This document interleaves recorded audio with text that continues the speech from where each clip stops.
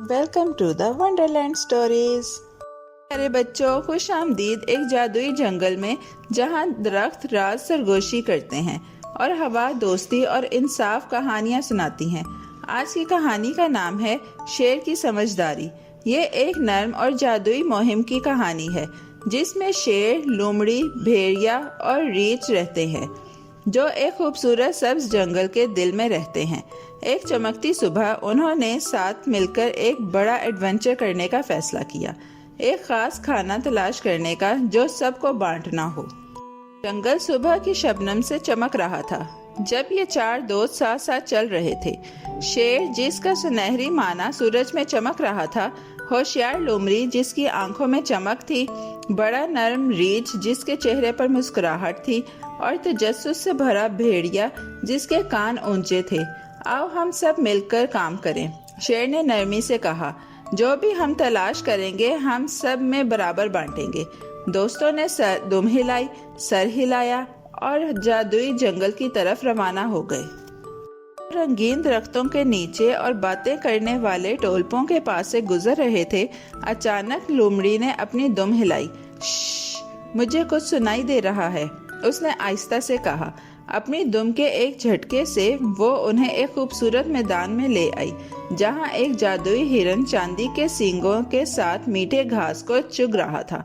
لومڑی نے آہستہ آہستہ اس ہرن کو میدان میں لے کر شیر، بھیڑیا اور ریچھ کو دکھایا۔ ایک نرم اچھال کے ساتھ جیسے چھپ چھپ کر کھیلنے کی طرح انہوں نے ہرن کو پکڑ لیا جو مسکرا کر ایک چمکتا ستارہ بن گیا اور زمین پر چمکدار روشنی بکھیرنے لگا۔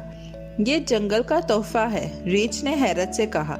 جہاں ستارہ غائب ہوا وہاں ایک مزیدار دعوت کا کھانا بن آیا جس میں بیریز، خشک میٹھے خوشبودار گھاس اور جنگل کے پھل تھے۔ آؤ ہم اس خزانے کو بانٹیں، بھیڑیا خوش ہو کر بولا۔ لومڑی نے اپنے پنجوں اور دم سے جادوئی کھانے کو 4 رنگین پتوں کی پلیٹوں میں بانٹ دیا۔ اس نے انہیں ترتیب سے رکھا، ایک شیر کے لیے، ایک ریچھ کے لیے، ایک بھیڑیے کے لیے اور ایک اپنے لیے۔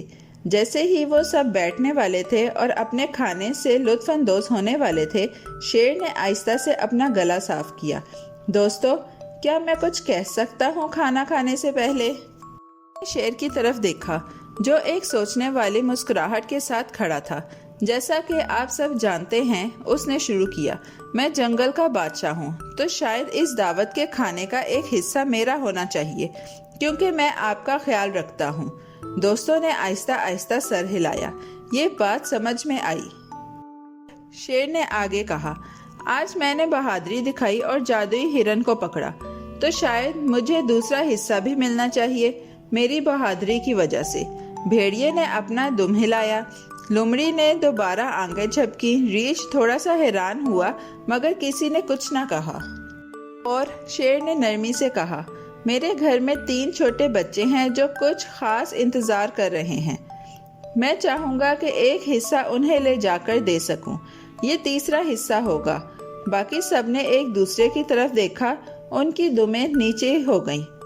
اب صرف ایک حصہ باقی تھا۔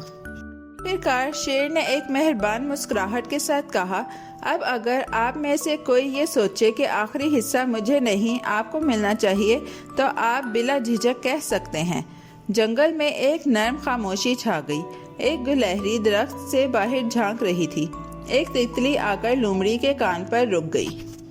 ریچھ نے آہستہ سے کہا، ویسے مجھے لگتا ہے تمہارے بچے واقعی کچھ بیریز پسند کریں گے۔ بھیڑیا ہنستے ہوئے بولا، تم واقعی ایک بہادر شیر ہو۔ لومڑی مسکرا کر اپنی دم ہلا رہی تھی، مجھے سورج کی ایک بڑی ٹکڑا چاہیے۔ وہ ہنسی۔ سب نے ہنستے ہوئے فیصلہ کیا کہ شیر کا دل صحیح جگہ پر ہے۔ شیر نے اپنے دوستوں کو شکریہ ادا کیا اور وعدہ کیا کہ اگلی بار وہ سب کو اپنے بچوں کی پارٹی میں مدعو کرے گا۔ سب نے ساتھ بیٹھ کر جو بھی چھوٹی سی چیزیں باقی رہ گئی تھیں انہیں بانٹ لیا۔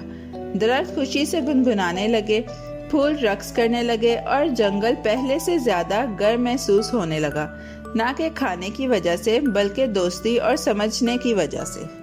اس طرح پیارے بچوں، شیر اور اس کے دوستوں نے اس دن کچھ جادوئی سیکھا۔